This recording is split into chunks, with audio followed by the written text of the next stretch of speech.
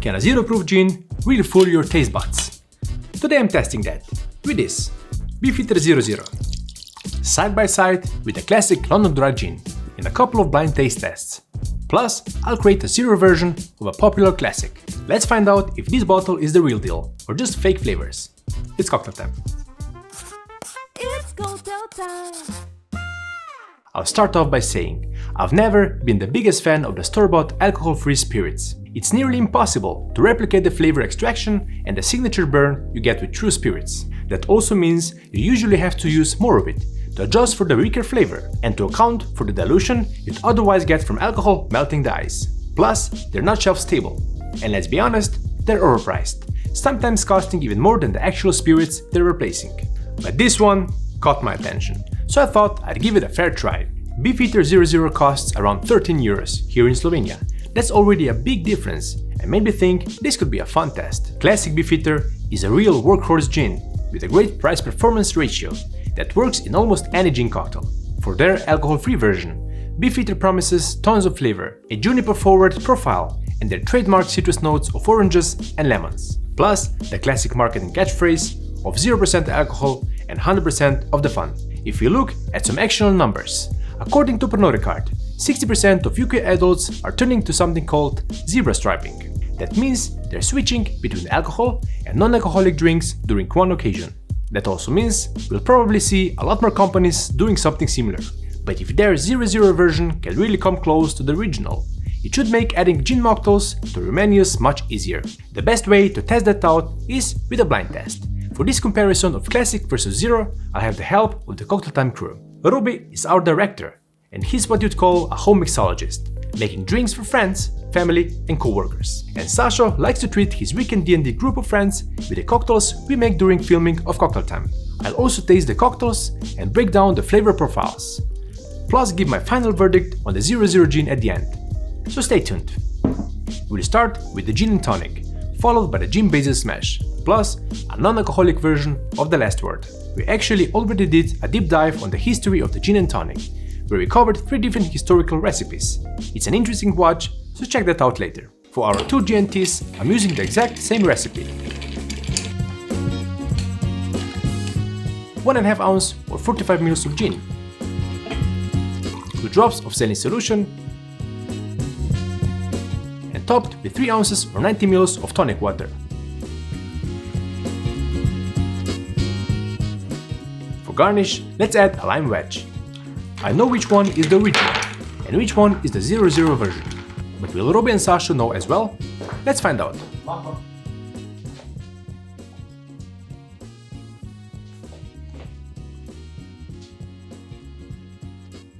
Okay. Citrus forward. Citrus forward, both of them.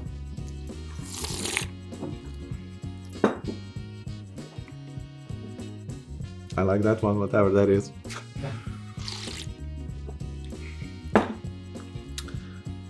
Oh wow, okay, that's interesting. They're different for sure. Okay.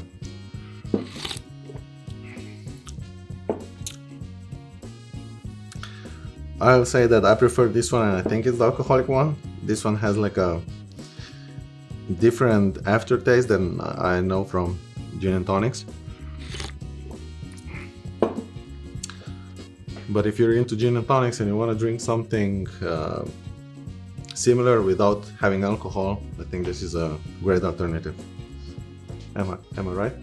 Yeah, you're right. Let's bring Sasha in. Sasha!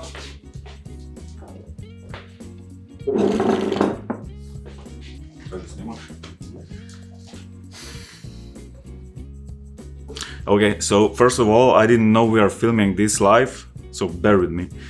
I need to judge overall performance, or which one is which? Actually, how I like them and which one is which, according to your decision, let's say. Okay. Smell, taste.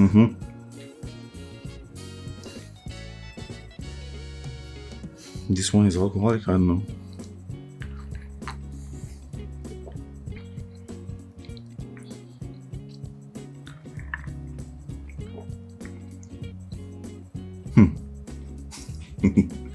Okay, this one is alcoholic, and this one is not. Okay. Pretty close. Crazy. So if you had friends who don't want to drink alcohol, would you make them this? Yes, of course. Good job, guys. But you know, I'm curious too, so let's compare these two. Okay, let's give it a shot.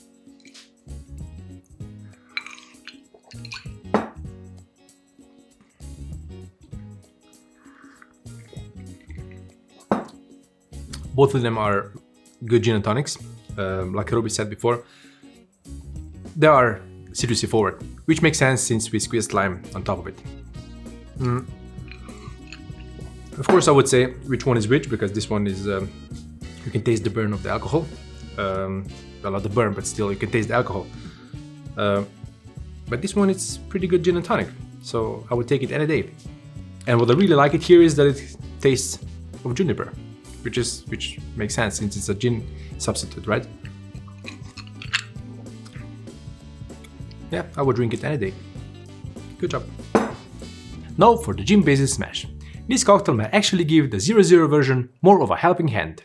All the fresh citrus and herbal flavors could support the structure that's usually missing in non-alcoholic spirits. To learn more about the Gin Basil Smash or see how to make clear or purple versions of it, check out these 2 episodes. Now let's see if the 0-0 version can come close to the original, which was created by the Hamburg bartending legend and a Wall of Fame patron of Cocktail Time, Omer.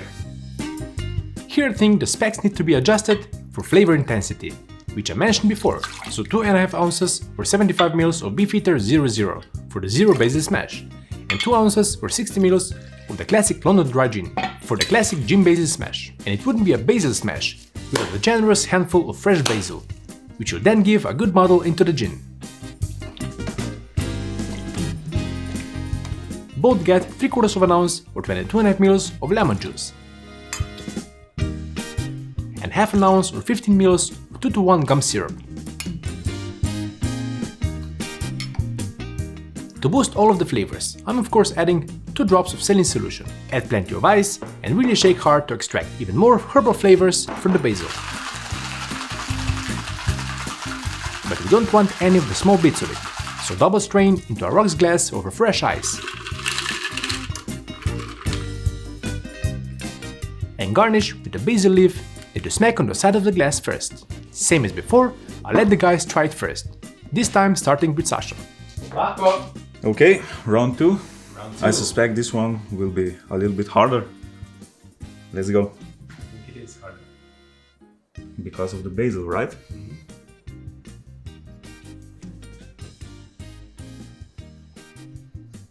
Yeah, judging by the smell, I cannot tell which one is which is crazy.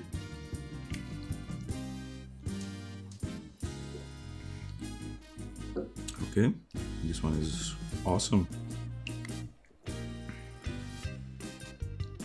Okay, this one is with alcohol, and this one is without it, but the same as with the previous one, really close. I mean, you can obviously tell the difference, but yeah, I would serve both of them to my friends. Good job, Beefeater. Yeah. Okay. Yeah, the color is good. Refreshing smell. Good.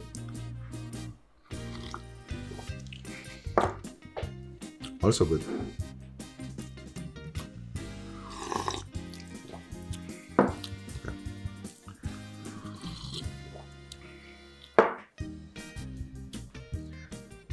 Yeah, both great Gin Basil Smashes. I think this is the alcoholic one, and I think it's pretty easy to tell. But saying that, like, if you got this one, I would just say like, what gin is that?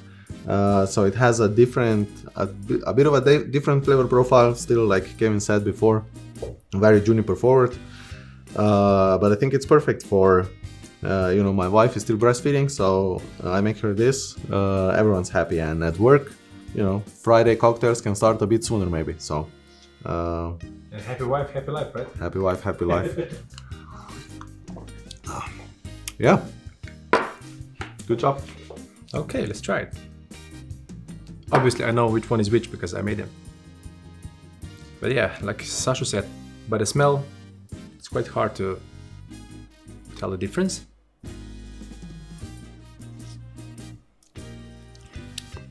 And this is a classic Gin Basil Smash. Quite herbal, juniper, fresh, sour, nice. Let's try the non-alcoholic one.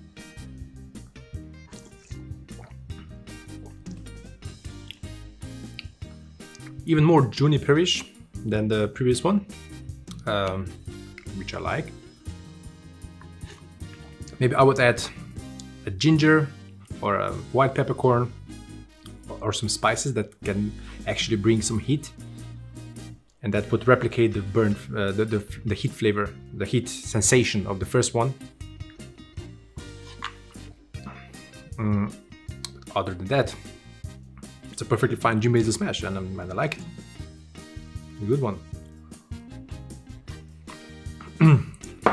Yeah, and since and you already know I'm traveling quite a lot and trying all these drinks in different bars, so that's why I'm going into low ABV and non-alcoholic drinks more and more often, let's say. And I'm really happy that gins like this are popping up in bars and in stores, so we can have these amazing drinks without alcohol. Before I give you the final verdict, I also prepare a mocktail I thought might work well, and I'm calling it Zero Less Words. It's of course a non-alcoholic riff on the last word, a classic equal parts cocktail from the pre-prohibition era, lost to history, but revived by Maurice Stenson during the cocktail renaissance at the Zigzag Cafe in Seattle. The last word, most likely created by the Detroit Athletic Club, was made with gin, green chartreuse, maraschino liqueur, and lime juice. That means that here we're not just replacing gin, but also chartreuse and maraschino liqueur. So you'll need to mimic several different flavors, which we're doing with herbs, spices, syrup, and extract. I hope this recipe gives you ideas on how to use something like this, but still go about making a completely unique mocktail for your bar or cocktail party. I'm starting with 2.5 ounce or 75 ml of our 00 gin base. To that we're adding the botanicals and spices I mentioned earlier, 9 mint leaves, 6 basil leaves, 2 sprigs of thyme, and half of a star anise. These are there to substitute green chartreuse, give everything a good model, to release maximum flavor and aroma. To mimic the fruity and nutty maraschino liqueur, I'm going with half an ounce or 50 ml of peach syrup. I tried using syrup from maraschino cherries, but then the color of the cocktail was off, so we're going with a different stone fruit syrup. If you don't have it, just use simple syrup. I'll pair this with 6 drops of almond extract for the nutty sweetness. I'll link this in the comments, just like the peach syrup. Then we'll also need 3/4 ounce or 22.5 ml of lime super juice and the mandatory 2 drops of saline solution to boost the flavors. Now it's the same as before, shake hard with ice. Double strain into a chilled glass, this time it's a beautiful Nick and Nora glass, and add the classic last word garnish, a maraschino cherry. Then it's time to give it the most important thing, a try. Cheers! It's herbal, dry, citrusy, and bright. You don't get the peach flavor, but just the nutty sweetness that pairs perfectly with the juniper and other botanical notes. I'm quite proud of this one, but let's hear what Ruben and Sasha have to say. I really like it. Oh, wow. Yeah, this is perfect for a filming session on a Sunday morning. Or, you know, if you don't want to drink alcohol. I'll take this. Thank you. Cheers. Okay, final verdict. From somebody that's been drinking more low ABV and zero drinks lately, it's nice to finally have a juniper forward option that doesn't break the bank for a few mocktails. Would I use it every time? No, but it's affordable, versatile, and opens the door for more creative zero-proof drinks. So let me know in the comments what kind of non-alcoholic cocktails you'd make with this zero gin substitute.